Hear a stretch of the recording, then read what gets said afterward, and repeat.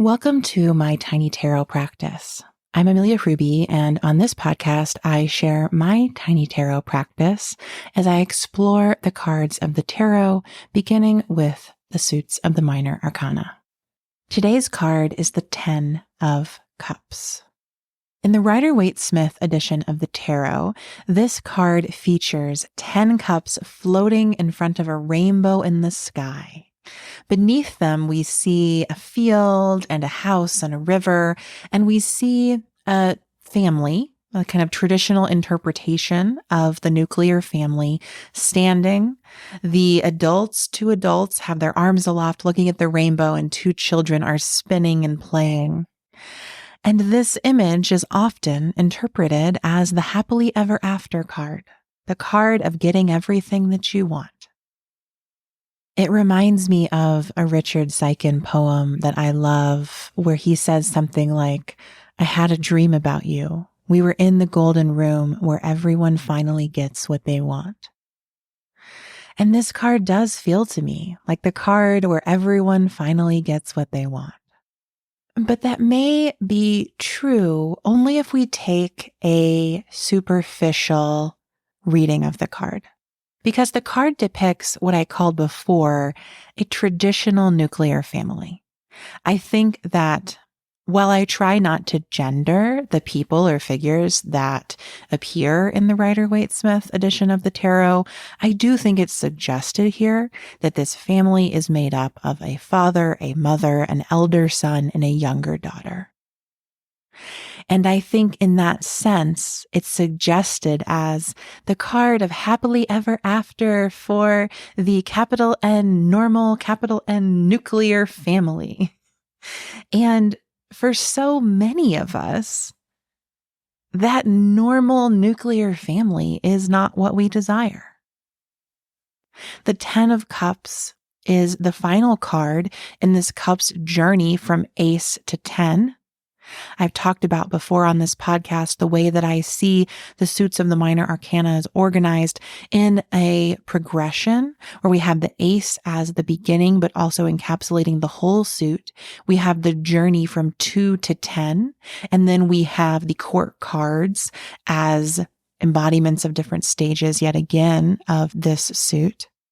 But with this 10, we come to the final moment of our emotional and spiritual journey in the cards. And as much as this card's imagery suggests that that final moment of emotional and spiritual maturity is an exalted rainbow above a nuclear family, I just opt out of that interpretation. The utmost expression of my emotional and spiritual journey is family. But my own family, my chosen family, my soul family, the people that I can feel and express my emotions with, and who join me on a spiritual journey toward discovering ourselves and each other and our relationship to the planet and to the solar system and to our cosmos. I do think throughout the Suit of Cups, we see this dance between the fact that we are the only one who can feel our feelings, which is something I said for the 9 of Cups, to celebrating those feelings with others, which is something we're reminded with the 3 of Cups, to this moment of having finally found the people we can really feel and grow with. And while the Rider-Waite-Smith edition of the tarot depicts that as perhaps a traditional nuclear family, I think it can mean so many things for each of us. I selected the 10 of Cups as one of the tarot cards that was shared during my wedding ceremony. And my partner and I selected this card even though we have no intention of creating a traditional nuclear family together.